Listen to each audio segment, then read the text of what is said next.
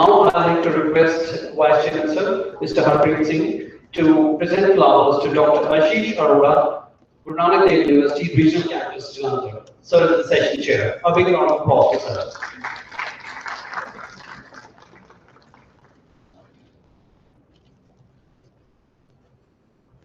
Now I'd like to request Dr. P.S. Reddy, Director Campus, to present flowers to Dr. N.K. Ralan, Dean Research, Eternal University. Once again, a big round of applause for sir.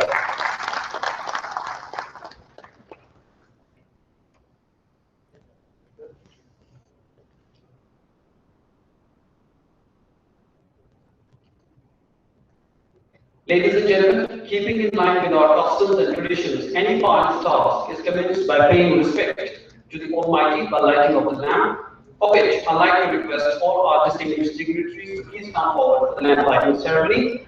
Dr. Jaspal Sandhu, Dr. Bhuta Singh Ji, Chairman Sir, MD Sir, VC Sir, Dr. Flora, Dr. Bedi, Dr. Manju, Dr. Serene, and Mr. Naveen Timid.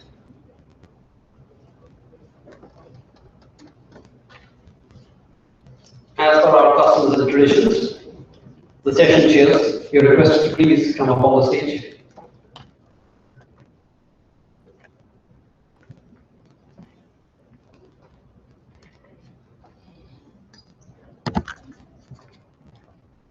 The lamp lighting ceremony.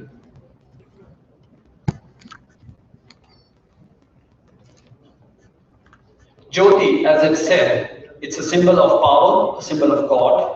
Let's pray for His blessings with all humility to make this world a better place.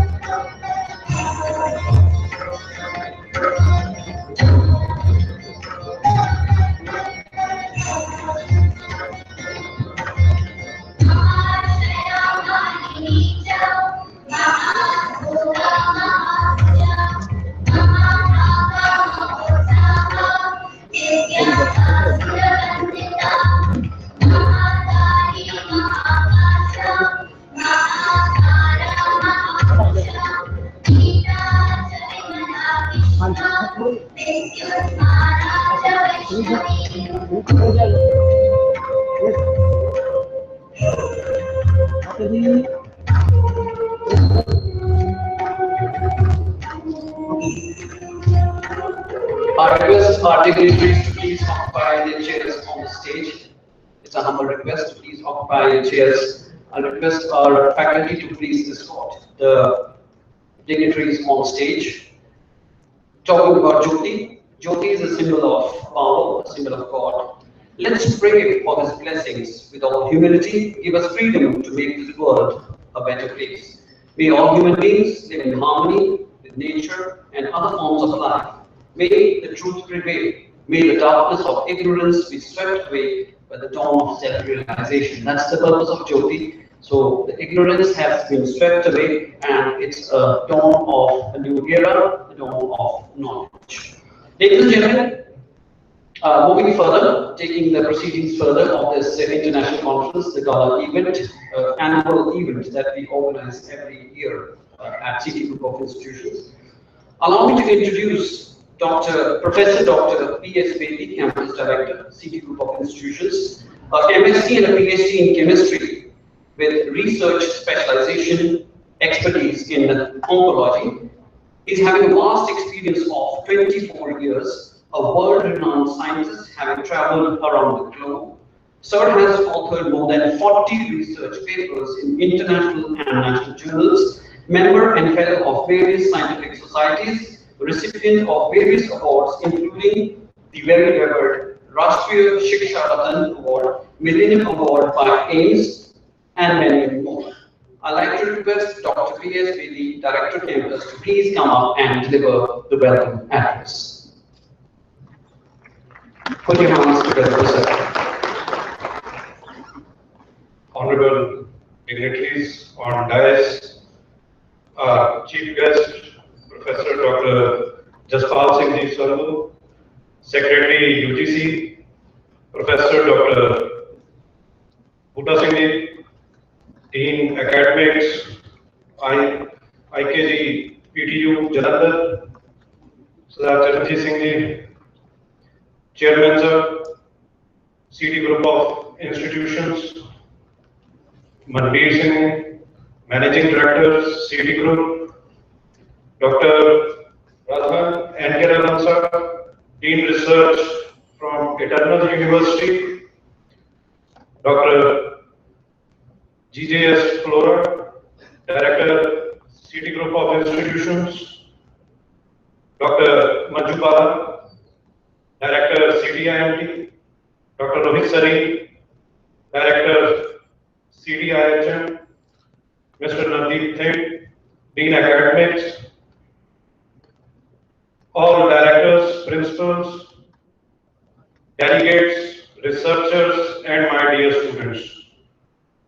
Very good morning to all of you.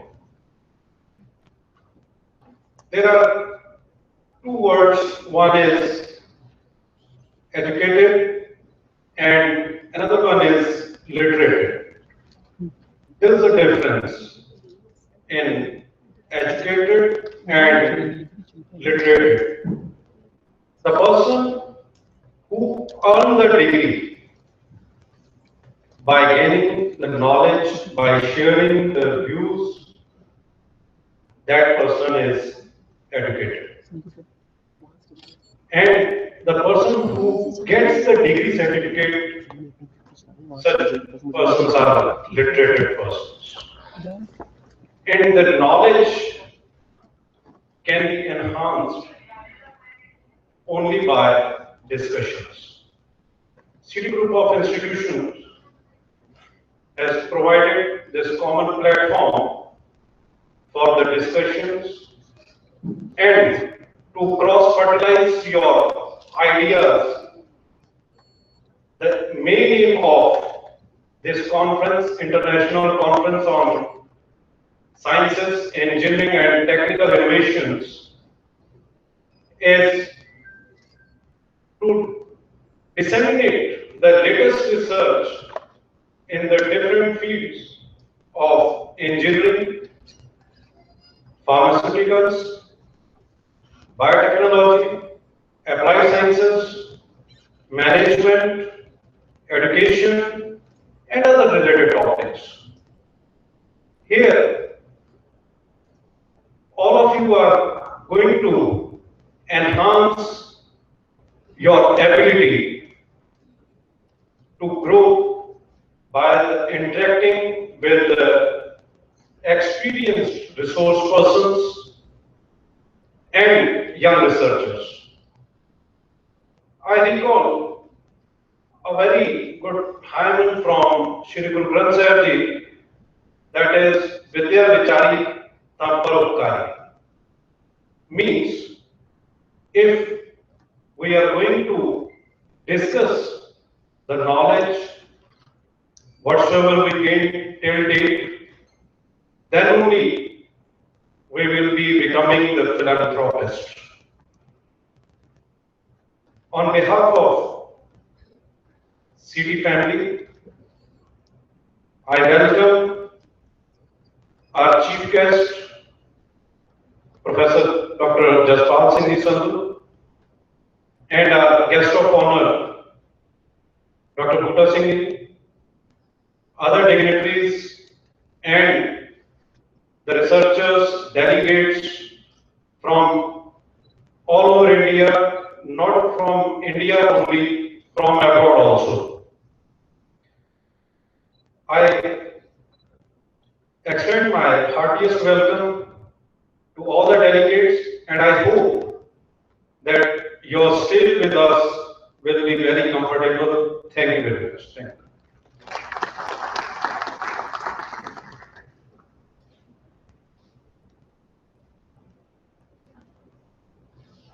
Thank you, sir. Your thought-provoking address has set the perfect platform for this international conference. Let's move ahead. Ladies and gentlemen, our next revered speaker, a great visionary, an entrepreneur par excellence, bestowed with many prestigious awards, founder chairman of CT Education Society, and a guiding light for all the CTians. I would now like to request Sardar Charanjit Singh Ji Chandi, Honorable Chairman, CT Group of Institutions, and the Chief Patron of this conference, to share their thoughts with all of us. A big round of applause for sir.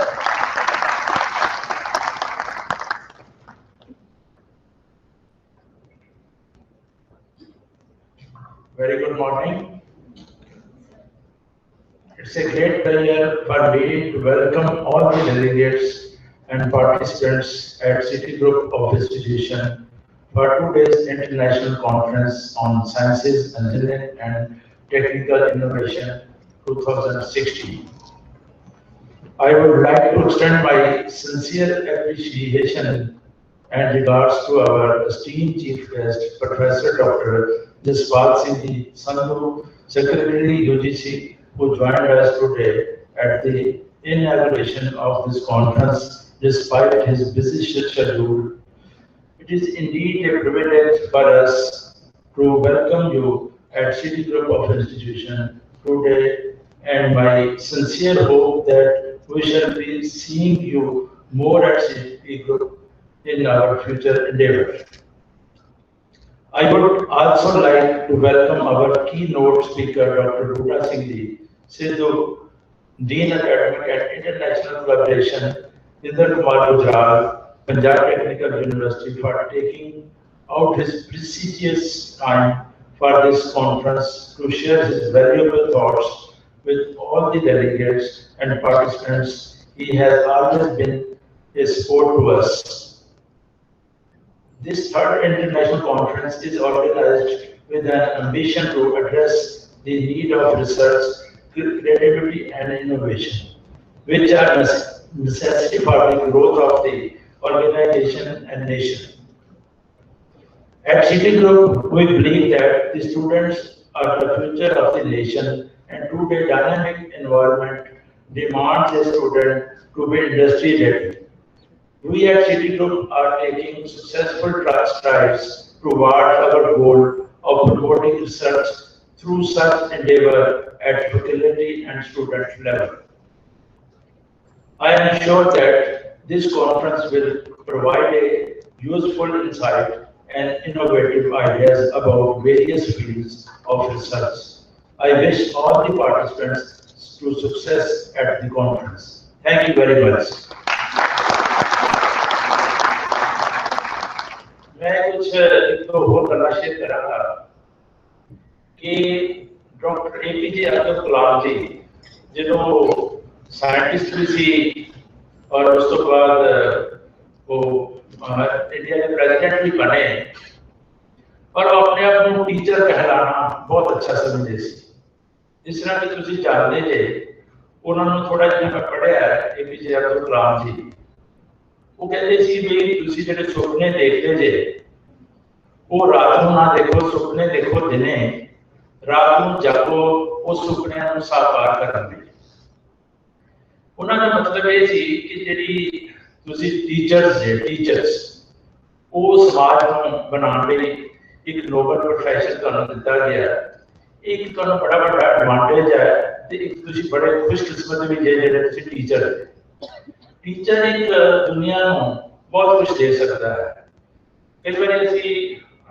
College में गल करते हैं कि जी कई बार teacher तुसी कहते हैं कि रिजल्ट माड़ा आया वो कहता जी स्टाफ ही माड़ा है मैं समझा एक अगर टीचर अगर माड़ा है तो वो 100 बच्चा नहीं माड़ा है अगर बच्चा माड़ा है तो वो करना अपने नहीं माड़ा है ਇੱਕ ਤੁਹਾਨੂੰ ਜਿਸ ਤਰ੍ਹਾਂ ਕਿ ਤੁਹਾਨੂੰ ਸਾਰਿਆਂ ਨੂੰ ਪਤਾ ਹੈ ਕਿ ਤਿੰਨ ਨੋਬਲ ਪ੍ਰੋਫੈਸ਼ਨ ਹੁੰਦੇ ਸੀ ਪਹਿਲੇ, ਐਡਵੋਕੇਟ, ਡਾਕਟਰ ਐਂਡ ਟੀਚਰ। ਦੋ ਪ੍ਰੋਫੈਸ਼ਨ ਤੇ ਤਕਰੀਬਨ ਵਿਕ ਚੁੱਕੇ ਨੇ, ਇੱਕ ਥੋੜਾ ਬਹੁਤਾ ਜੇ ਰਹਿ ਗਿਆ ਤੇ ਟੀਚਿੰਗ ਵਾਲਾ ਰਹਿ ਗਿਆ। ਇਹਨੂੰ ਆਪਾਂ ਵਿਕਣ ਨਹੀਂ ਦੇਣਾ ਤੇ ਅਸੀਂ ਸਾਰੇ ਰਲ ਕੇ ਇਸ ਪ੍ਰੋਫੈਸ਼ਨ ਨੂੰ ਅੱਗੇ ਵਧਾਉਂਦੇ ਹੋਣਾ ਸਮਾਜ ਨੂੰ, ਦੇਸ਼ ਨੂੰ, ਨੇਸ਼ਨ ਨੂੰ ਤਰੱਕੀ ਦੇਣੀ ਹੈ। Thank you very much, thank you very much.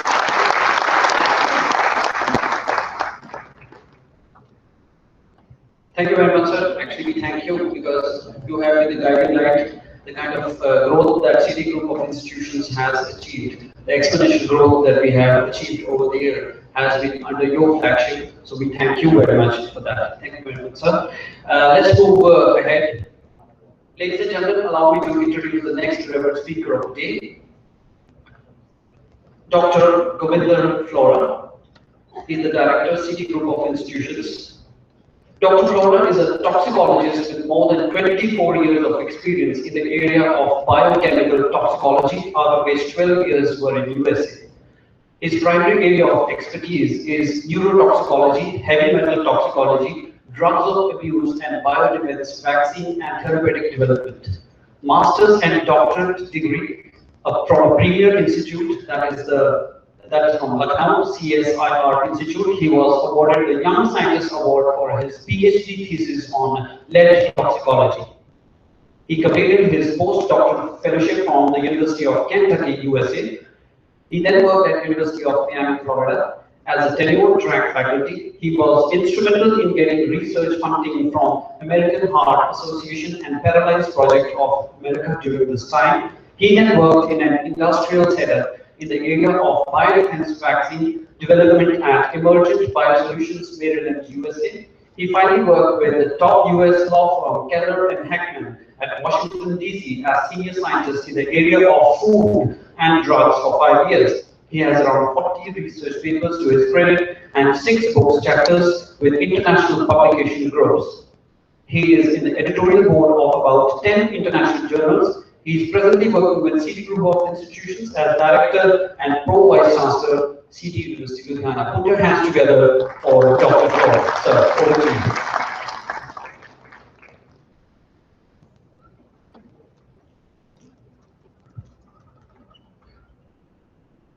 Very good morning to all of you. Honorable Professor Jaspal Singh Sandhu, Secretary UGC and Chief Guest of today's function.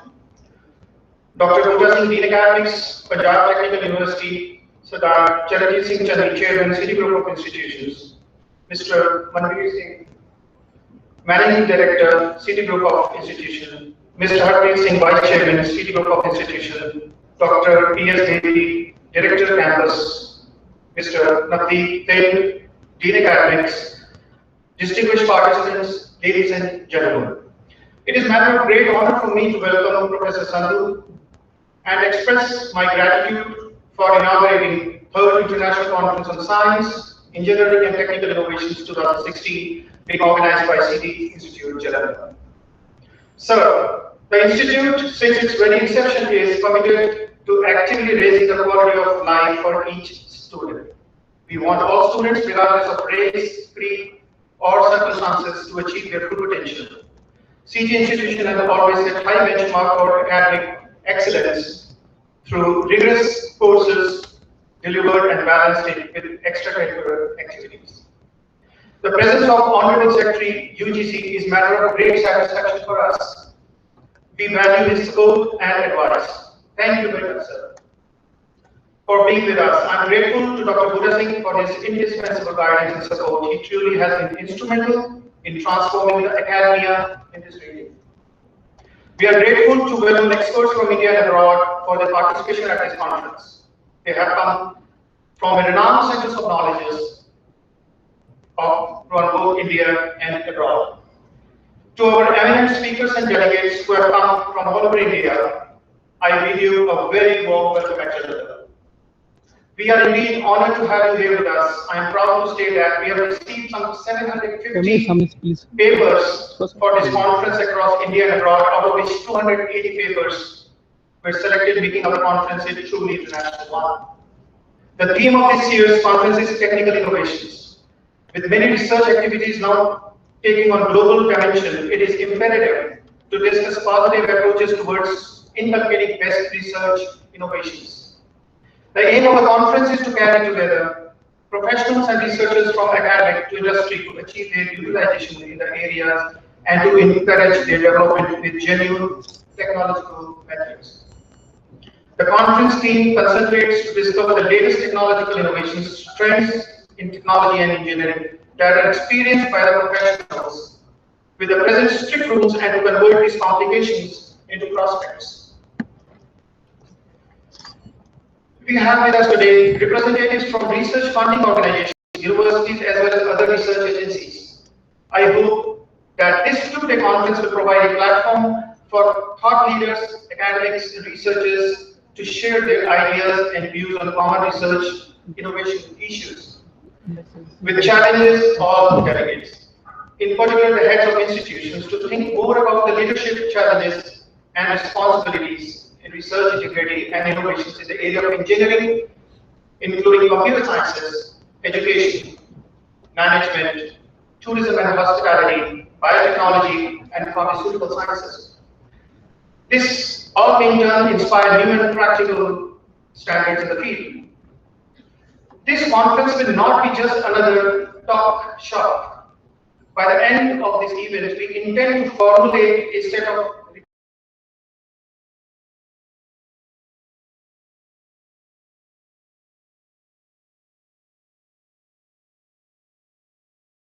integrity.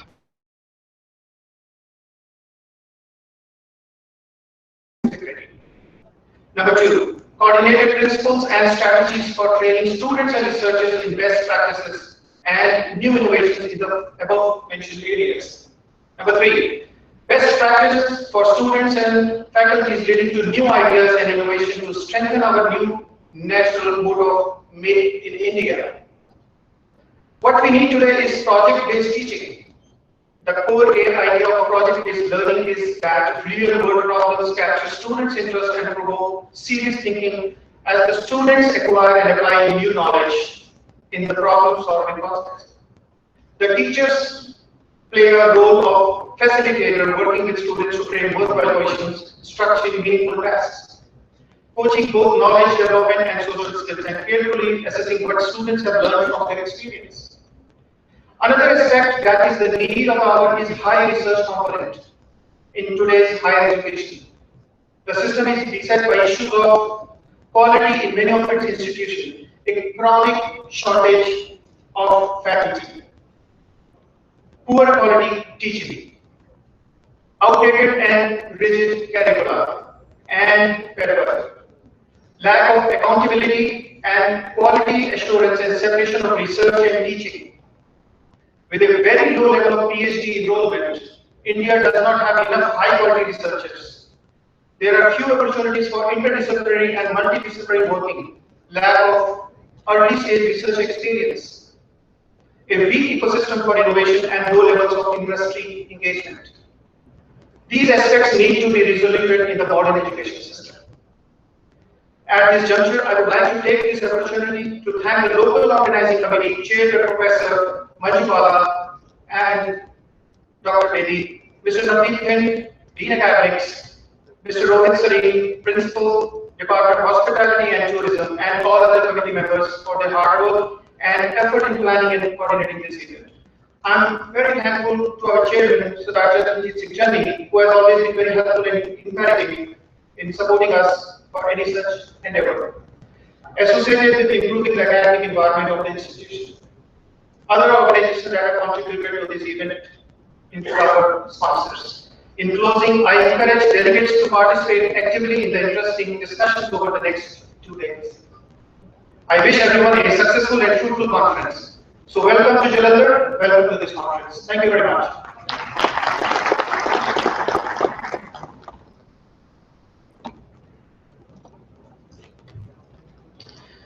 Thank you, sir.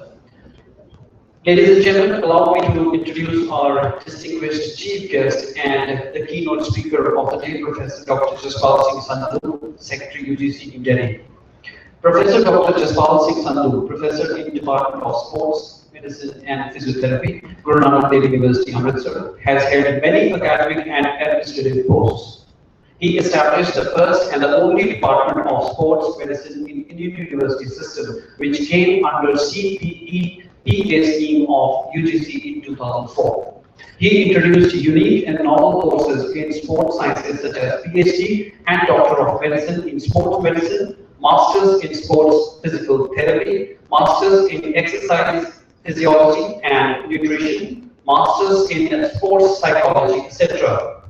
He is a Fellow of National Academy of Medical Sciences, India, Fellow of International Federation of Sports Medicine, Fellow of Asian Federation of Sports Medicine, etc.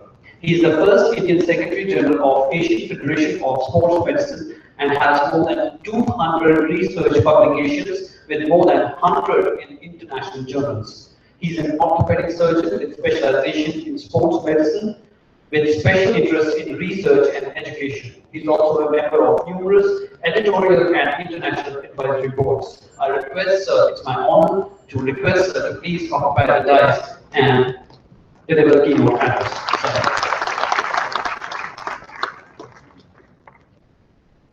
Chairman sir, Dean sir, MD sir, my friends of dais and off the dais. When they invited me to be part of this conference, I initially used words and technology. I'm far away from technology. I thought it's great for me. I joined medicine for the reason that I didn't know mathematics, I didn't know physics. So I thought biology was a better bet, so why not join medicine? So I became a doctor. But then one thing I must say that the chairman does have a knack to hire the best people. So when he hired Dr. Flora, he was the one who could, he knew where to hang me and how to bring me here. So there's a very old colleague of mine who's a director in the National Road Testing Laboratory. She technically ordered that you have to be CT code whatsoever, despite the fact that today we have one of the most important functions of UGC and the ministry going on and present in Delhi. But that's I'm with you anyway. But then it really I just thought over it, what technology has done in medicine for me. I started doing arthroscopies way back in 1990. Before that, we used to open up a knee joint and take out whatever was wrong in it and stitch it back. So the person would be on a bed for almost maybe 3 weeks, 4 weeks, 5 weeks for rehabilitation, about 6, 7, 8 months. So when I was trained from a postdoc abroad, came back with started arthroscopy, we would do the same studies with a 2 millimeter hole. And the moment I would take out the scope, the wound would close and the person would be in the field X-rays. This is how technology has changed. Initially, you should look through the scope, directly through the scope, and to magnify it 10%, 10 times, not 10 times. But now we have a camera subsequently coming in maybe 2, 3, 4 years later that you could magnify it 100 times, so we could see the regions far better than what it was. Initially, when we did a knee replacement, we put 10 for jigs to make a hole. You put a jig, you cut it, make a hole, now everything you could resist it.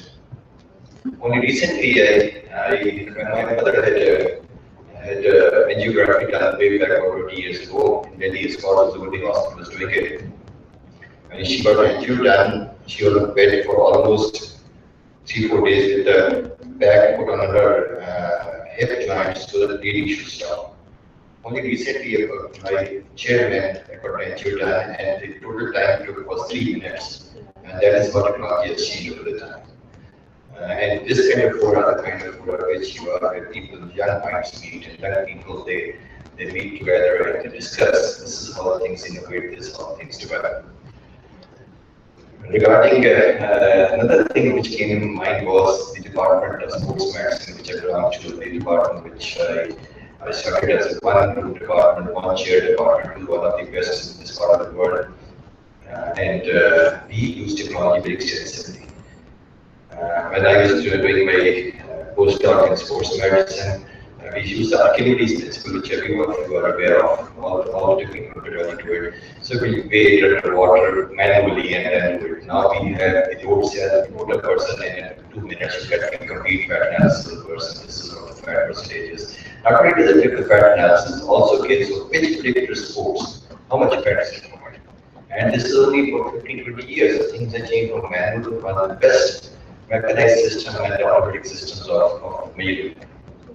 You can analyze every small muscle smallest possible person for region which may have a deficit, so region 3 don't have it. Indian system, we always say that what are we lagging behind? I'm sorry, everybody, but that's my feel. I can't talk about engineering and computers and IT because that's beyond me. So I'm just talking about my field of medicine, which I can talk about. So why do Indians lag behind in sports? The basic reason is that all athletes these days are created in laboratories, not in the field. Field constitutes maybe 50-60%, but primarily it's a lab which you analyze wet analysis of the oxygen intake is taken, and you can find out that what's the fitness level. Give them a parameter to go to the field, come back to us after about 10 15 days, do wet analysis again, take the VO2 max and see how the person fit is. Our VO2 max is 60-70% of what the Americans have, because we are not doing the scientific training. Our genes are very good. We are the, at least North Indians are the area race, and we have the best of genes in the world, but still we are lagging behind sports because technology is not keeping pace with Indian technology is keeping pace with the developments abroad. This FMR center in South Africa, where the level the people have gone is that the fiber direction can change the efficacy of an athlete. That's the level people have gone to. The sports medicine out anyway. If you ever have time, do visit the department. My assistant professor is here from my parent department. So now I'm doing surgeries on the minds. I don't do any surgeries on patients, but anyway, he's there, so he can show this the state of the art department plus see a department sports medicine. So ultimately, if as Jenny Sar is saying that it's going to start universities, request must start about sports medicine, because that's the incoming field now. It's a field which matters. The fitter nation is always a better nation, and sportsmen is not a sports person. There were people like me, people like Dr. Flora, who's got about 40% fat, he should have 30%. So it is for every person, whether it's old, young, child. So it is one thing which is going to be the boom in the next maybe 2-3 decades. So sports medicine is one thing that you should look at. How technology has changed, I'll tell you, is that I went for a training program. So, and the first laptop which I saw was at school. And I didn't know what laptops were way back, and I realized that command about the laptop was just it. And it almost my shoulder took when I had to bring it to India, and I had to pay a lot of customers to get into this place. Now you find which is the iPads, which are 2 grams, and the way things have changed, and they're so fast. And the initial laptop which I had, the summers it would not work, winter it would start working. But it get heated up so much that the screen would go black. So you had to keep it on there was a cooler pad which was available, you keep it on a cooler pad, and it would function over the cooler pad to way, it was not functional. So look at that, you can run at any temperature, any place, and the battery life is really so much, you don't have to charge it once. So that's how the innovations happen. But about UGC, I think most of the people will be looking for UGC, but I'm using technology in the real sense in a big way to bring variety and innovation to UGC. This is probably the only thing which I've been able to do in the last 2 years. I think they're probably there for another few years. So now if any of your scholars need to, they are fellows of UGC, we don't send money to CTU because we send it directly to the counter of the office counter so that he gets scheduled. So this, when I joined, there were 1,000 people footfall on UGC, so 1,000 people coming every day to cleaning. Now the total footfall is 3 to 5 people coming every day. So this is how technology is UGC. And and all the seats which were always available, they are on the website. Anything and everything what we do in UGC now is available on the website. Even the experts which come to us, none of them are paid by cash or by check. There's no check business in UGC. Corruption, which was talked about earlier, is negligent. So that is, if you bring technology into the current way of working, that's the only way forward. When the Honorable Prime Minister says digital India, it is digital India, it's not transform India. We are only behind because we do not apply technology to the extent we should apply it. And that is the way things are changing. And Delhi, especially the present government in Delhi, is very particular. The propriety, honesty, DBT directly to the beneficiary, the money should go, and corruption should be go. Even we go to office, everything, what time we are in office, what time we leave is monitored by a central bureau in the ministry. And we have a grievances portal, government is running a grievances portal, where anybody can log in and gets a reply within a period of 30 days. So within 30 days, even if it responds to maybe Department of Development, still the response would be got to you by the PG grants within 30 days. So that's how the innovations are happening. I think that India is on a move. It's certainly it's going forward. We have come a long way. Much more is to be done, and much more will be done shortly. And it looks like we are one of the best nations in the world. There's a flip side to technology also, which I must talk about. Because my house in Amritsar is now closed technically by nobody's says there is when I came yesterday. So I tried to sleep in the bed which I was accustomed to sleeping earlier. I could not sleep all night because I was really uncomfortable. I still remember the time when we had no AC, the one AC was the only one of the parents which we use, and we all thrown out. And we just put water on our clothes and put to sleep on the floor. And then put a fan on it, look like a AC. And now you can't even sleep in a bed. This is what, and the AC light went out for maybe half an hour, and all night it was up and about that this. Why the AC not working? This is the flip side of it. All of us are getting better. We don't have to use this band to, when we were young, we used to walk all the time. Now we don't get out of the cars, we don't get out of ACs. And we're getting better, we're getting health problems, are getting the Punjab especially, the major center for heart disease, major center for diabetes, look at diabetes, we saw the best. Technology is good, but technology to a limited extent is good, otherwise it's going to be one being because the health problems are happening repeatedly all the time. So we have to balance technology with physical activity also. Also, it is technology to a limited extent also is the one which is reducing the job opportunities for many people. This is also a thing which is a concern. Though they get better cars, but manually the people are losing jobs. So it's part of the thing, but you have to develop that's how things are. I mean, just to that. And Dr. Flora, Professor of Psychology, I was recently in the lab for the Chemical Weapons Convention, and I was monitoring the back of him out there, and I was there. So that is all the things. So that was one thing which is, and then we have a good Congress. They had a short and sweet inauguration. So enjoy your Congress, learn a little bit, interact with people, forge friendships which are going to last a lifetime. I always try to look at myself that we went to the conference that we were taking 30 years and academically as well as on a personal basis. So you also forged friendships here. And I hope the city will take good care of you, good dinners will be organized by them. Have a nice time. And if you need anything from UGC, just email this on the website. You're welcome to write to me.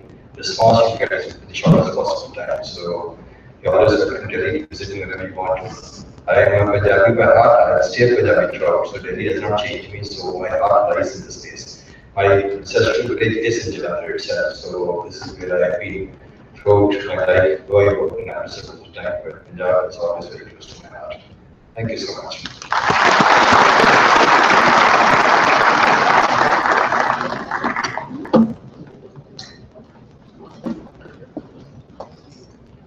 Thank you, sir. And we are really privileged to have your kind presence amongst us on the occasion of this international conference at City Group of Institutions. Always motivating to have intellectuals like your good self coming to our institution and motivating our faculty, our students. It's really a learning experience listening to intellectuals like your good self.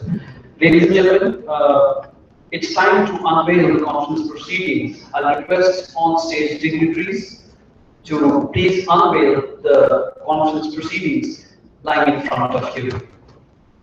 I request all of you to please put your hands together because it's a collection of the research papers that we have received from various researchers, students, faculty members,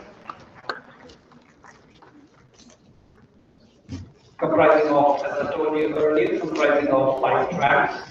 And these these 5 tracks include the various disciplines of engineering, management, education,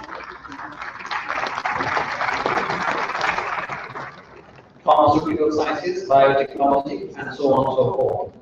It's a collection of the conference proceedings.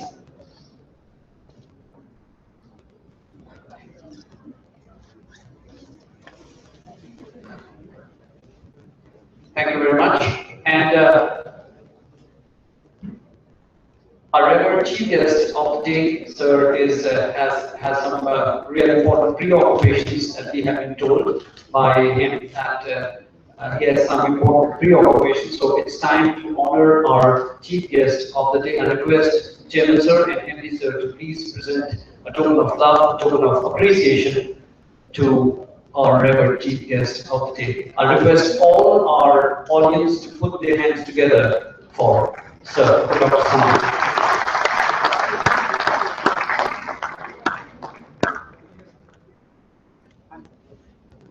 We are very thankful to you, sir, for having spared your valuable time and coming to the campus.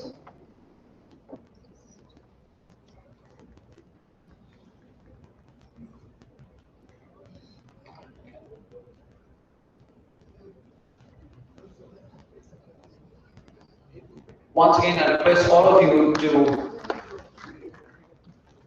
thank sir by giving a big round of applause.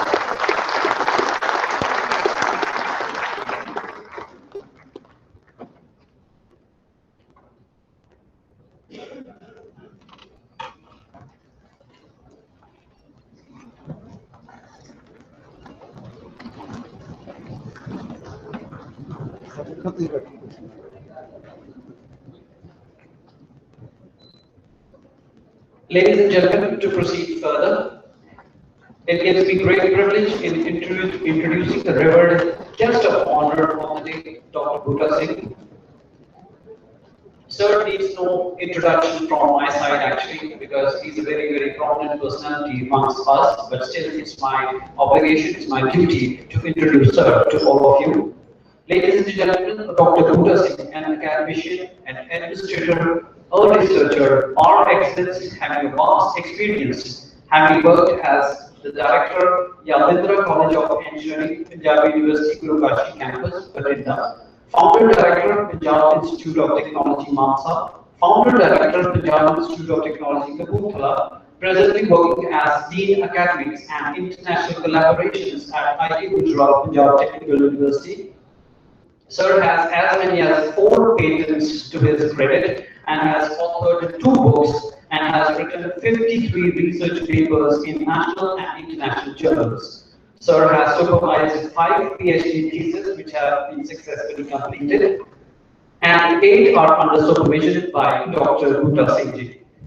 Sir has been bestowed with some numerous international and national awards, including the leading engineer of the world awarded by the International Biographical Centre, Cambridge, England, Best Engineering College Teacher Award awarded by ICSETI New Delhi, and many, many more. Dr. Bhuta Singh is a member of various national and international professional organizations. I request Sir to please occupy the dais and deliver his address, the plenary talk. I request all of you to please put your hands together and welcome Sir on the dais.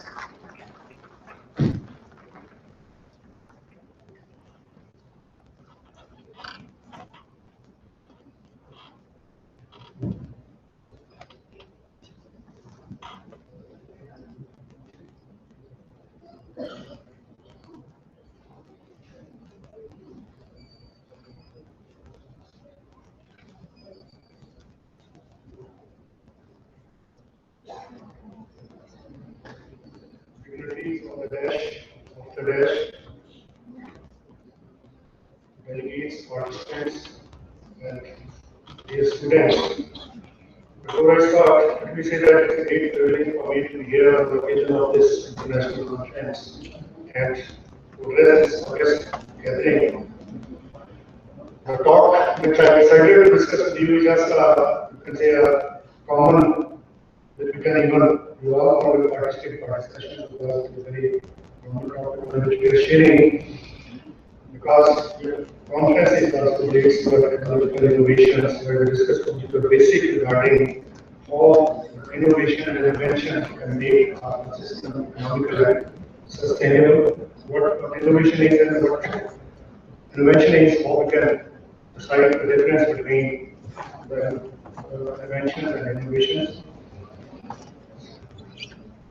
As an overall, I think you can say the invention. Invention, we all know when we discover something new, maybe some new process, maybe some new product.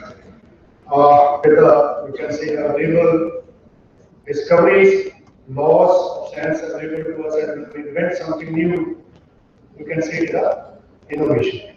Even can prove that this particular thing is different from that, but when we participate, apply for any of the patent, when we can say the invention is covering to be a patent, then you might have to prove it that it is sufficiently different and whatever invention is new from the existing one. But innovation is a thing when we add a value to our invention. You may have many number of inventions, all may not be commercial, all may not be you can say economical, but when certain invention is like that, you can add certain values, you take certain like commercial applications, then we can see it as an innovation. Generally, we have a lot number of inventions, but there are a few, those we can say are innovations. As an overall, if we divide innovation, and we can divide it into two broad categories: evolutionary innovations and revolutionary innovations. We talk about evolutionary innovations, so that deals with incremental advancements to the existing system. When we have certain incremental advancements, and we call it as a evolutionary innovations. That contains like continuous evolutionary and dynamic continuous evolution. Continuous evolutionary is when there is not much change, there is no new product development, only you have certain changes in the existing system, and no user learning is required. Whatever we are using earlier, you can use it in the same way, no specific training is required. So then we call it as a continuous evolutionary. Like you have a desktop, you may have a laptop. Because we are already using a computer, it will not affect your routine working, and we can call it as evolutionary innovations. Now, when we have a dynamic continuous evolutionary is when you need certain user learning techniques, you have to update yourself related to use of them, then we can say it is a dynamic continuous evolutionary, but again, it will not affect your routine and day-to-day working. Like we may have a handheld computers. Now we can learn how to operate a fax machine. The revolutionary innovations are when you have a drastic change in the existing process. You may have a certain new product, you may have a certain new process. So when you need a large number of user learning techniques, you have to learn that, and then only you can operate it. As well as the revolutionary innovations are having certain risks in that, because you are developing certain new products and you have too much idea. So many times much of the risk is involved, but that means when you have a drastic change in your product.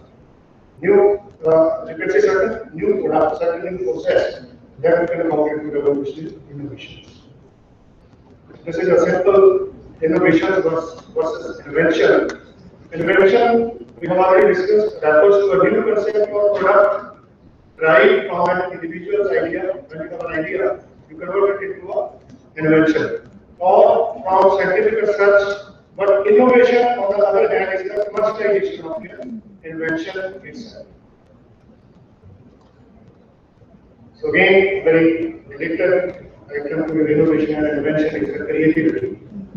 So creativity, we can say, when you have certain imaginative ideas, you have certain ideas in your mind, and when you convert it into a reality, then you can say it is a creativity. Because the creativity will continue to make practical whatever imaginary ideas you have And many times when we have only ideas and do not act on them, then we can say he is imaginative.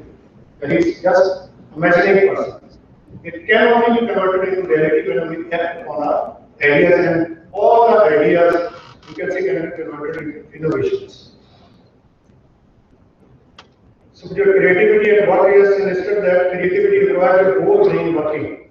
It's not like that you just think certain idea and you can convert it into reality and you become creative. For to be a creative, you will have a whole brain thinking from all the aspects.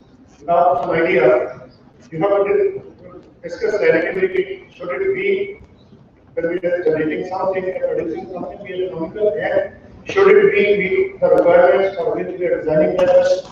When we think on all the sides, all the ideas, as you can see, it is a creative idea.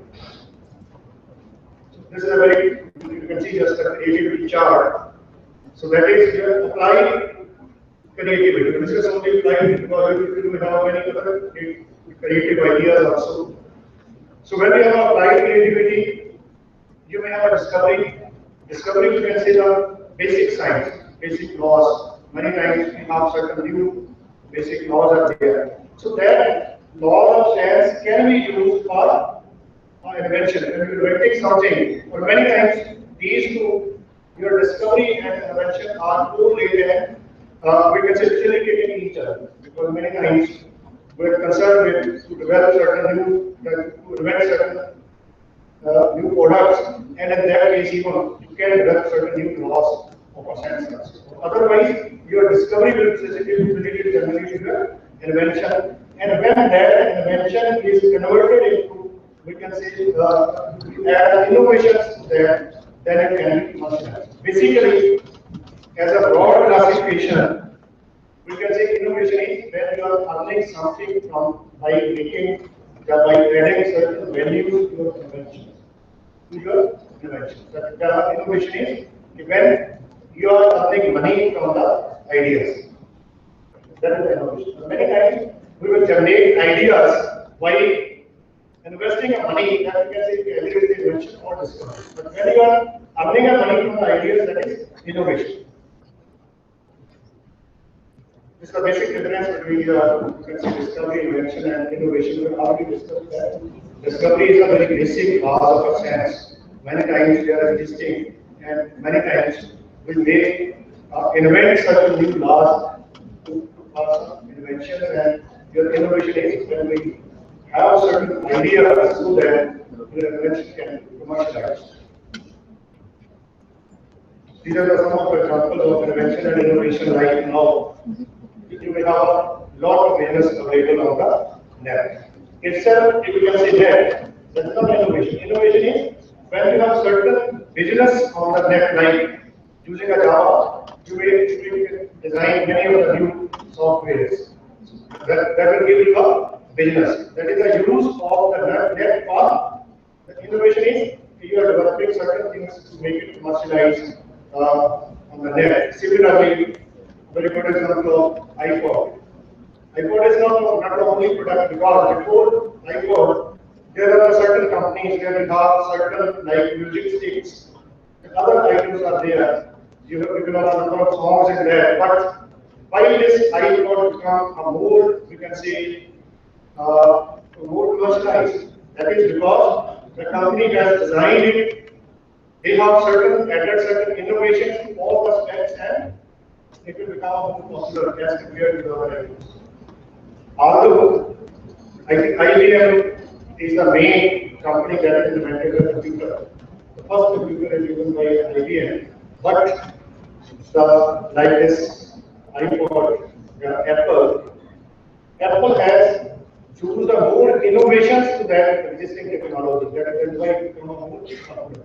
From all the aspects, from user friendly, then all the others, many of the new things are added in the one item. So that is because of innovations, it will become more popular as compared to IBM. This is a complete definition of innovation. What aspects it will cover. Basically, the 5 themes, the 5 main definitions of innovation is, it should be a business model. anything is only that we can say it is only an innovation if you are adding certain business to it. That's why we were discussing earlier also. The innovation is when you have a commercialization of your product. So you are adding a business to that. You are adding something from the from adding your ideas to the existing invention. Unmet future needs. Of course, when you are designing something, it will only be commercialized if it is meeting certain requirements of a product, certain requirements of a human being, then only it is commercial. So that is the second requirement of innovation, that it will cover the unmet needs. Then applied invention. Only innovation is using your applied invention only. Creativity. It will have certain creativity that you can commercialize your existing invention and then problem solve. Innovation is only when how solve certain problems. Maybe for like you have invented certain new manufacturing process. You have designed it like that, you have solved certain problem. So ultimately, when you are solving certain problems, then we become innovation. These are some of the inventions that have become significant innovations, like your steam engine. Steam engine, we can say, is an invention. How it become an innovation? When we use it for the locomotive or other purposes, printing press, light bulb, telephone. So these are certain colleagues like computers, nothing but their screens. So these are the inventions that have become significant innovations.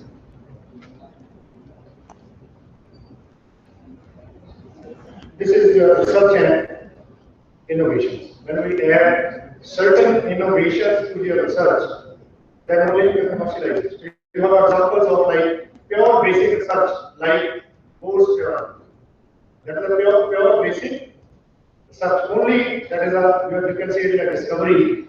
It is a certain thing that is proved, and we can have certain laws that we can use for innovation. But that is a pure basic only contains your research. Whereas Pasteur is the scientist who have developed the theory of personalization. Because he is the one who has proved that the fear of minds are only so that because they have certain, you can say, genes are there and there that will create like that. Like you can see your curd is made food processes. And he proved that the milk also contains that. From where this frustration theory came. So we can boil a milk to kill the germs and we can cool it. That is simply a frustration. So that is your kind of applied research, where innovations came from an invention. Edison has not only one invention like this electric bulb. He has a lot number of inventions, but only because by this the invention of bulb will become applied research from innovation, because it is fulfilling all the requirements of innovation. You can use that. You can have a light only because of that.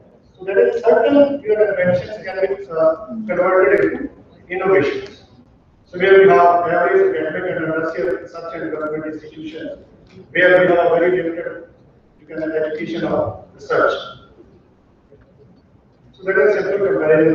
We have discussed all what innovation is, what invention is. So simply we have discussed all these points. So this is certain historical perspectives of ancient India, because we have many of the innovations, many of the inventions existing even in Vedic sciences. Now you will find, you will correlate many of your Vedic sciences with the existing scientific theories. Because at that time, even we have a Vedic science, they don't have much knowledge about science, and scientists are generally ignoring the Veda. But otherwise, all your Vedic science is based on your scientific theories on the technologies, you can see. So these are certain advances like were existing in ancient India also. Indian scientists in medieval era, Indian scientists in colonial era, Indian scientists in independent. You can find all these technologies existing. Even Aryabhatta defined the shape of Earth to be around in 499 AD. There are many of the Indian scientists who did the work at that time also. These are some of the few examples are there. These are our India's scientific discoveries. Like in civil engineering, you can see it is existing from the Harappan towns, where in the ancient days we also have certain advancements in civil engineering, certain advancements in water management, where we have, at the time, they have created a number of lakes of the water management. We have a parallel scheme, like you have an example of that one iron pillar in Delhi, when they want to rust after so many years of use of that. So these are the technologies even existing in ancient India also. Zinc metallurgy, in textiles, we have great technologies at that time also. Shipping and shipbuilding, farming techniques. These are the two eminent scientists from Punjab. So, Dr. Hargobind Rana, all those I think his name, Dr. Steve Savan, Dr. Narendra Singh Fani, who has worked in fiber optics, known as the king of that fiber optics. Avtar Sani, who has worked in microprocessor. Again, your microprocessor is an example of your invention and innovation. As such, if you can say microprocessor, it is nothing, it is a circuit. Microprocessor is there, you can say it's invention. But it only becomes innovation when we use it for the different line in your computer. Everything you can say now there, you can say now there are thousands and lakhs applications of microprocessor. That is the innovation. These are some of the global careers of India. In the countries like in Greece, 2013. So I've just listed, I think, so these are the countries where are such and development activities, investment, like I just where India stands. In R&D investment ranking, India stands at number 38, where Israel is at number 1. Then per capita searches, we are at number 36. Finland is number 1. If you visit there, you will find out this even distinct there in the Finland. There are many of the universities also where you will find number of new companies are coming from that. So that is because they are producing a good structures comparatively because they have a policy relatively for that. Then patents per capita we are number 26. The data will be 3-4 years or it will be now slightly change in these ranking we are still there. But in patents, United States is at number 1. So that is the field of nanoscience for the status where we stand. India is at number 7 in the world in terms of research paper publications. But data also 2001 to 2011. There will be certain change in that. Even the patents published and IPO by Indian agencies in nanotechnology. So you can find out now in 2010 there is a certain decrease there as compared to 2009. So this is just the data taken from internet. But we have even India government has announced like a decade of innovation from 2010 to 2020. Now, why innovation is important? Why innovation is important? First one is growth in the global knowledge economy is driven by a capacity to innovate. Because if you have no innovations, you cannot grow. For your growth, innovation is must. And you innovate certain new, because then you will have certain new technologies which are made to produce items, goods economically. Then critical factor to increase your productivity, because when you decrease your cost, you make it economical. Automatically you can have an increasing in the productivity. Globalization, opportunities and challenges, innovate or manage core competence to survive and stay alive. You will find many of the enterprises, even presently within the time you can see the institutions. The institutions, those are innovating, can only grow. Others will close. Even we have data, many of the institutions closed from the last 2-3 years because they don't have any, only you can survive if you have certain innovations. Dynamic mutual relationship with competitiveness. thrive in the competitive environment. Only innovation is the way to compete with the other, maybe enterprises, maybe institutions, maybe. Some strategic importance like National Knowledge Commission report on innovation, where 81% of large firms agree that innovation is a critical growth and competitiveness. That is a one survey conducted where 81% of the firms agree that only raise the innovation. Top strategic priority 71%. In growth of Indian economy, innovation emerging as key driver. Recently, Confederation of Indian Industry reports on innovations in manufacturing in India that 89% of respondents think importance of innovation has increased significantly over the last 10 years. And 39% think it is critical innovation. So, majority of your enterprises industries believe that innovation is the only way. Recent National Knowledge Commission report notes that innovation intensity, either that the percentage of revenue derived from products and services that are less than 3 years old, has increased for large firms and small and medium enterprises. Increase in competitiveness, profitability, market share, and reduction in costs. These are the only ways to survive. Even small and medium scale enterprises have registered a greater increase in innovation intensity than large firms. Innovation intensity has shown an increase and an inverse correlation with the size of firm. More than 60% of small and medium scale enterprises have greater than 20% increase in innovation intensity compared to the other 20% of the large. So this is the sum of the data that is by National Knowledge Commission, where again it is predicted that innovation is the only way for the different type of even large scale, small scale, and medium scale enterprises to survive, to increase their profit, even to exist in the competitive era. That is challenges and solutions. Okay, now we have obstacles to innovation, because this is a common phenomenon. When you do anything new, you will find a number of restrictions, you will find a number of users are there, depending on what, why it is invented, why like this. So I have listed certain obstacles to the innovation. First one is conservative and hierarchical structure, hostile innovation. New ideas threaten profits of existing products and services. Many times, many of the enterprises will think that when we invent certain new ideas, that may increase our profit, that will increase our productivity also. Often innovators do not get recognition. This is a very common example.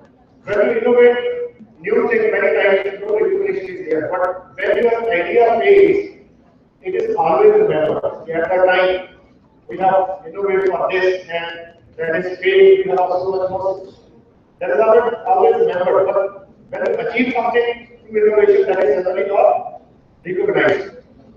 Investors are not able to present ideas in business terms. Many times you will have innovation in your mind, but you cannot present it in terms of business, because many times the innovators are not doing any business, they don't know how to present that idea.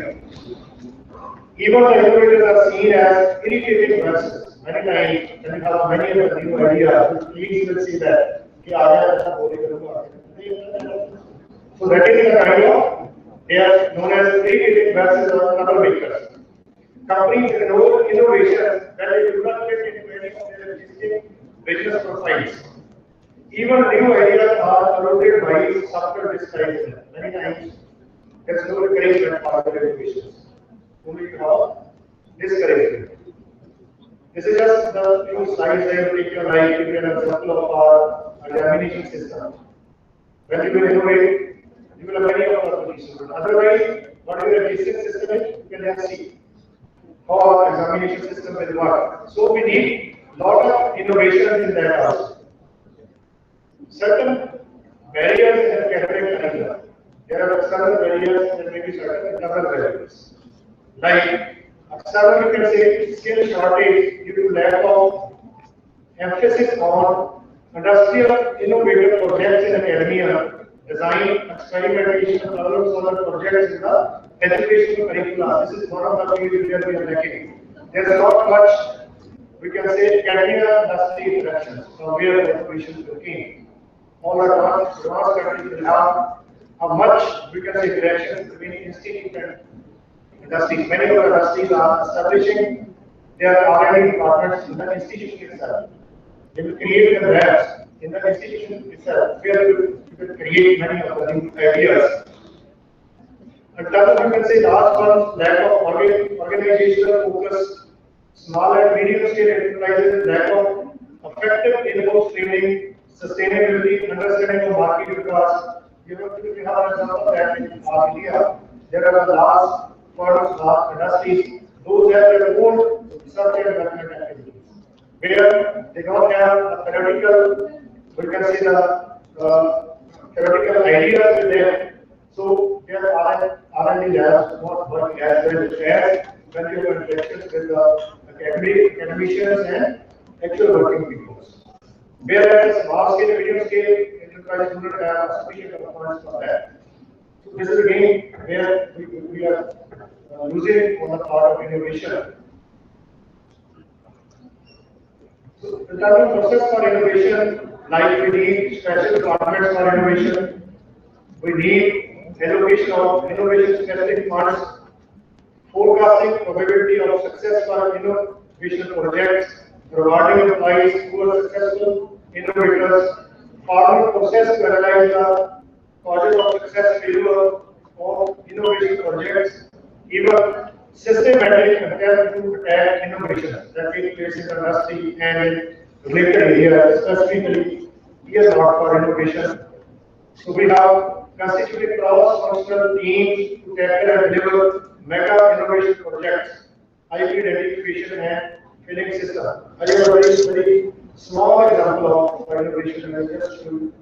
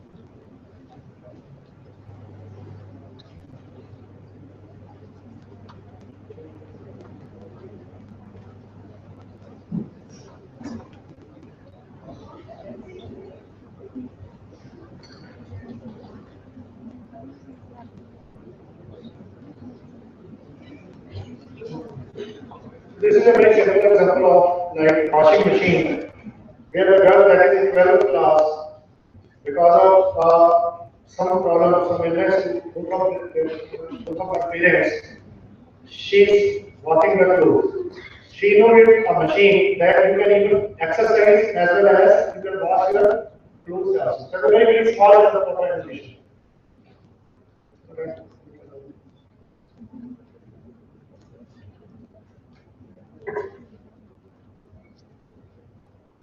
Even many times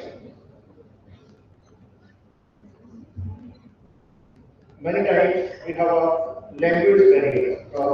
You have examples of many other countries where they have worked in their own language, they are well more fast, they have more innovations as compared to the countries where we not teach in our own mother tongue. Like you have example of Japan is there. So language many times become a barrier to your innovation. It is just a data related to the language.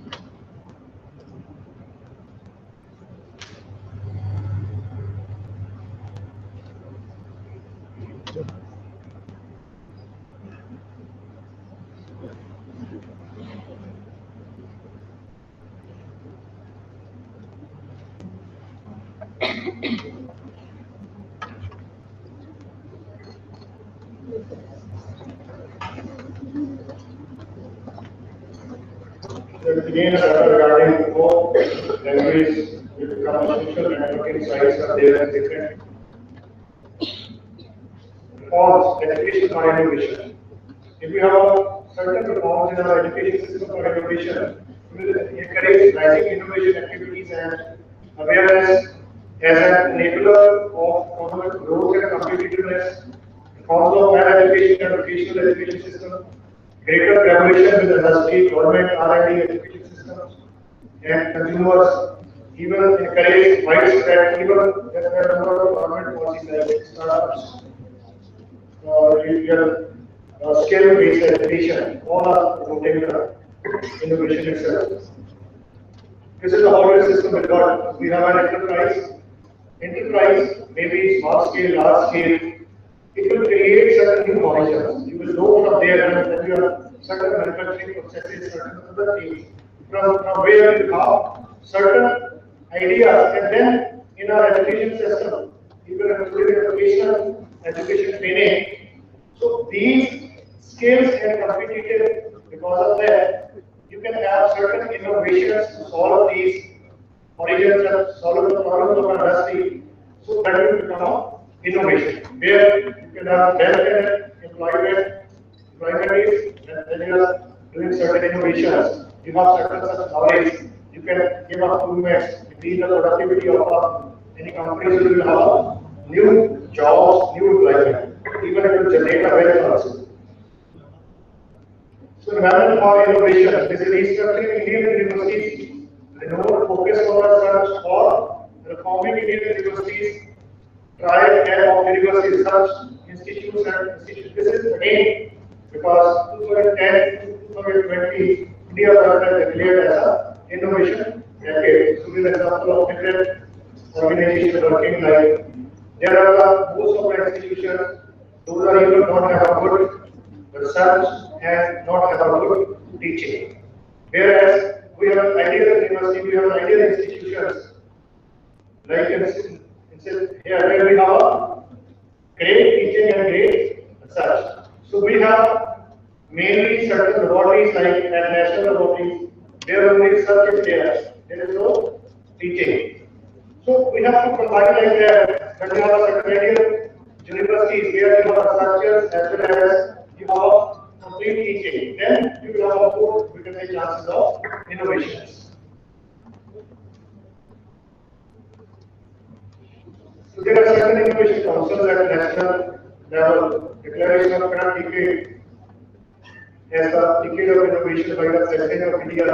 Public information infrastructure and innovations is working on developing a national strategy on innovation with a focus on Indian model of inclusive growth.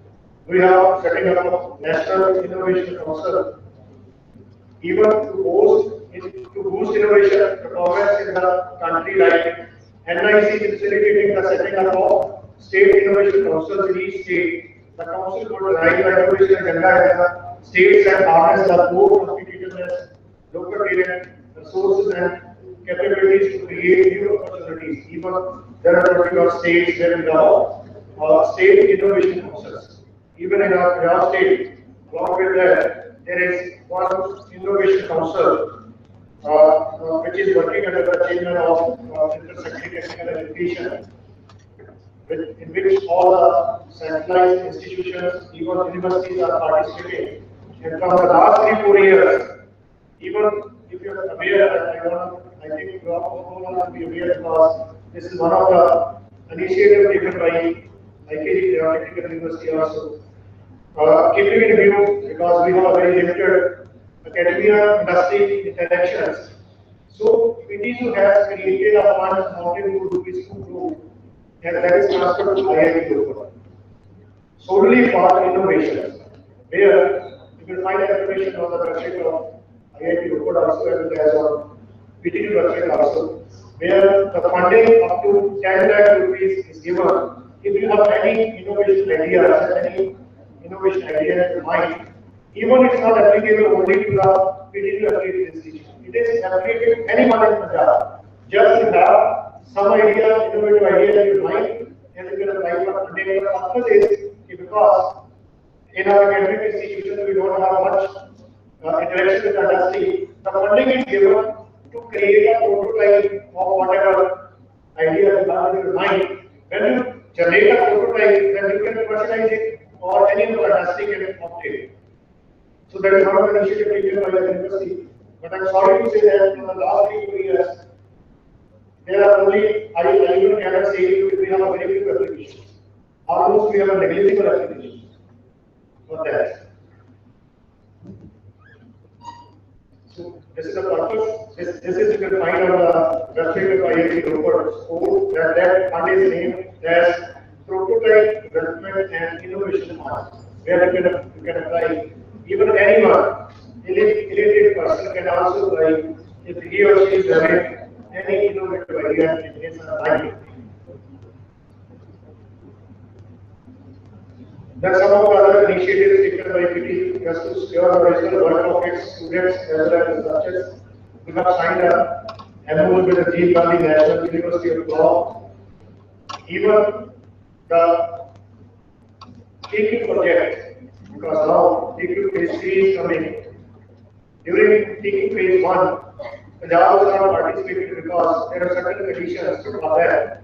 15% in case of government institutions, 20% in case of private institutions. A share is to be given by the individual state, by the state government. Then only you can participate in TQ.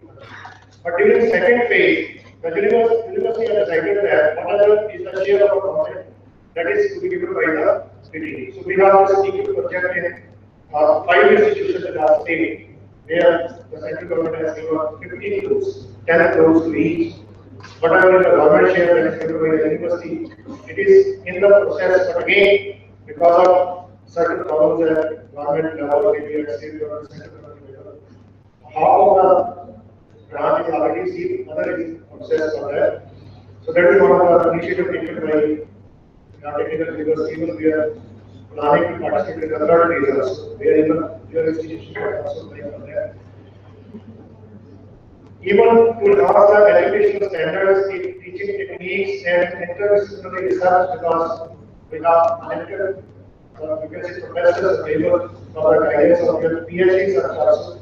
We have even MOU with Agricultural University, National Institute of Technical Teacher Training and Research, where the professors can also to be considered equivalent to our regular professors, that you can assist your PhD, and even you can make your research, you can use the infrastructure available in all these institutions. That is main. We have a very good council that to multidisciplinary research topics for PhD. Overall, India has a wealth of creative and inventive people with a variety of culture and experience. Even in Punjab, you can find there are a number of technologies are there. You can find many of the technologies created for that. So many of the technologies by Chirag we will create at our own. So if you promote innovation, you can much like that. So that will become you can add values in that by increasing your cost, like that. One of the best ways to start new ideas is to give creators and inventors a genuine opportunity to develop their ideas. Universities and research and development organizations have active IP policies to lead the innovation process. Even government and policymakers encourage and support creation of climate favorable to invention, creativity, and innovation. So this is some of the basic things we have discussed regarding the innovation. Presently, what we need is, you can say, the very great importance for these innovations in our institutions. And whatever competition is coming ahead, we have degrees, the trust of students to the engineering side. That is the only way to attract the students if we have certain innovation in our institution. Working with the students work, science and engineering side. Otherwise, India will have a very, you can say, a great, not idea, a state, you can say, because presently, according to the census, we have a minimum average age in our area. That indicates that we have a maximum higher number of youth in India, and it shows that our graduates, our students are to serve in the other countries, in the other advanced countries. So we have to give them the knowledge accordingly, meeting their international standards. Then only we can attract good students to the different institutions. So we can develop them, we can educate them accordingly with the technologies, as well as ethics and other techniques. So these are the basic challenges to the institutions to innovate so that you can survive in the era of this competition. In the era of this competitions. With that, thank you all for the question. Thank you.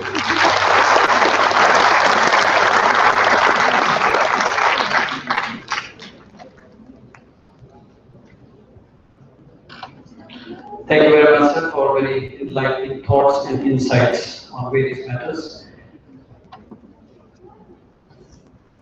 Ladies and gentlemen, we have amongst us Dr. Manoj Kumar, who is the principal David and the former group director for City Group of Institutions. I'd like to request Mr. Navdeep Thin, Dean Academics, City Group of Institutions, to please present flowers as a token of appreciation from our side to Dr. Manoj Kumar. A big round of applause, please.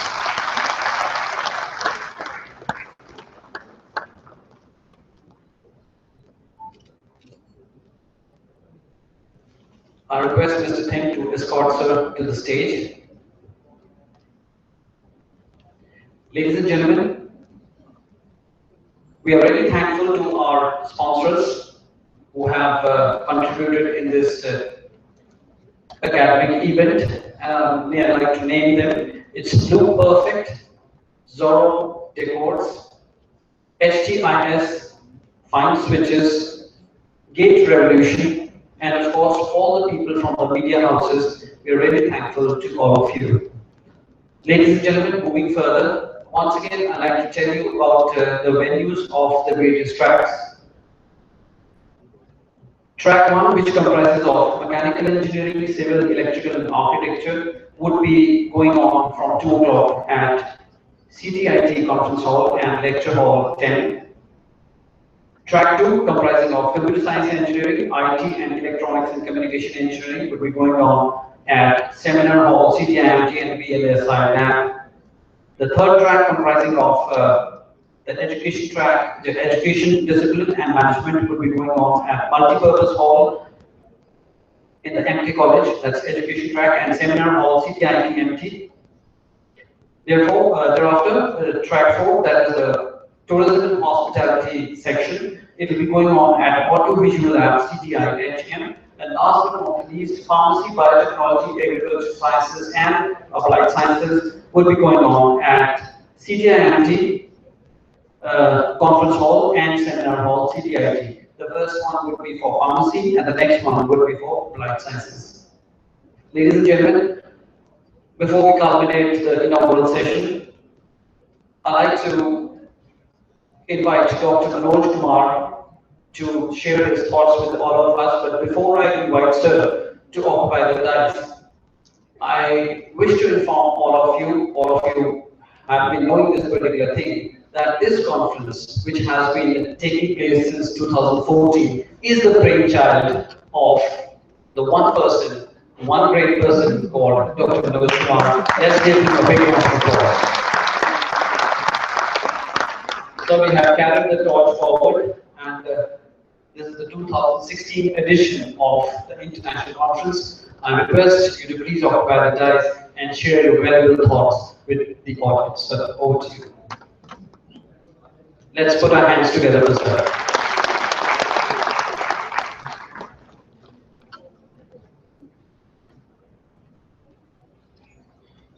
Honorable Chairman, Sir, Managing Director, Directors, Principals, HODs, Faculty, Dr. Bhuta Singh Ji, Dean Academics, Punjab Technical University, Jalandhar, Dr. N.K. Ralan, Dean Research at Jalandhar University, delegates who have come to attend this 2 days international conference from other institutions, international delegates, my colleagues from CT Group of Institutions, ladies and gentlemen. At the outset, I'm very thankful to the members of the organizing committee who have invited me today to be a part of the inaugural program of this international conference.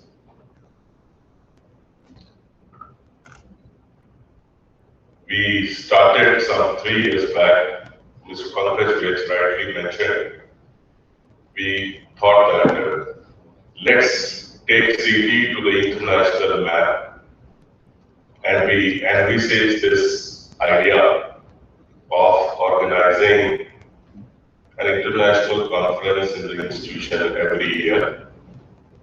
I'm glad that you have carried forward that momentum and even tried to organize this conference in a more impressive way than what I used to do. Compliments to all of you for having done so well.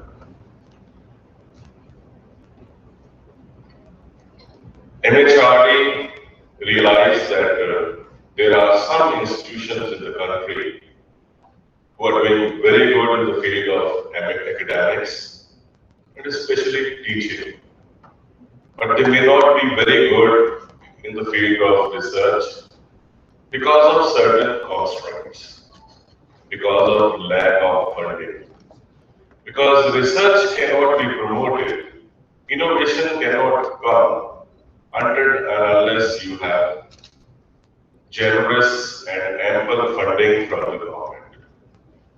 And as such, all the teaching institutions in the nation, they were divided into 2 categories. One is Tier 1, second is Tier 2. Tier 1 encompasses all those universities and autonomous institutions who are engaged in the process of research. And Tier 2 institutions are all those institutions which are only focused on academic delivery of the curriculums. CT Group, all the institutions of CT Group, they are covered under Tier 2 group. But I am glad that being a Tier 2 institutions, you have tried to organize such an international conference where you're giving your faculties an opportunity to innovate, to think, and to collaborate with the people from across the boundaries so that we create an environment where we all think about creating research in our own institutions. So complement the vision of the management and the thought process of the faculty and the senior positions who are really focused to make it happen. It's especially more important because you're going to be a university very soon. So the ingredient of research was very much welcome and required at this juncture of time. Once again, my heartiest congratulations and best wishes to all the members of CT Group of Institutions for organizing this international International Conference. May God bless you and you all do very well. Thank you for inviting me here. Thank you.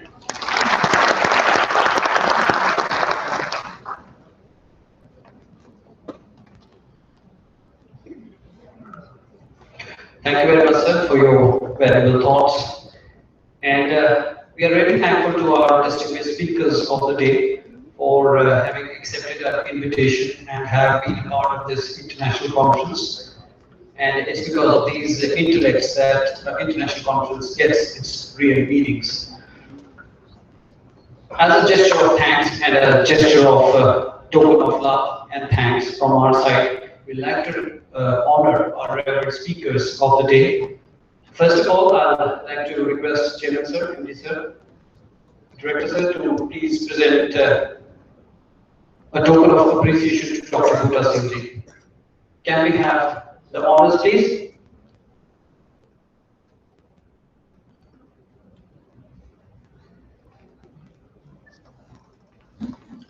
Ladies and gentlemen, put your hands together for Dr. Bhuta Singh.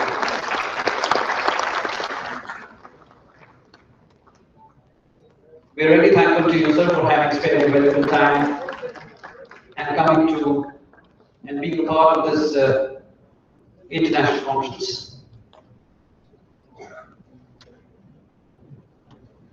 We'd also like to honor Dr. Manoj Kumar, Principal, David, and the former Group Director, Citi Group of Institutions. Let's put our hands together for sir as well.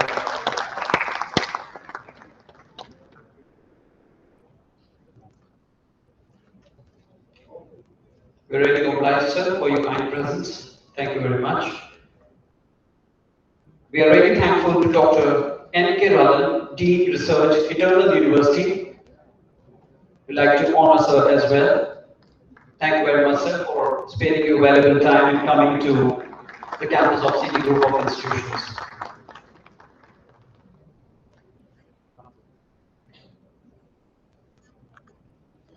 I request Dr. Ashish Arora to please come up on the stage for the honoring. Dr. Ashish Arora, Guru Nanak Dev University Regional Campus, Jalandhar. Thank you for your presence at this international conference and having spared your valuable time. Let's put our hands together for sir as well.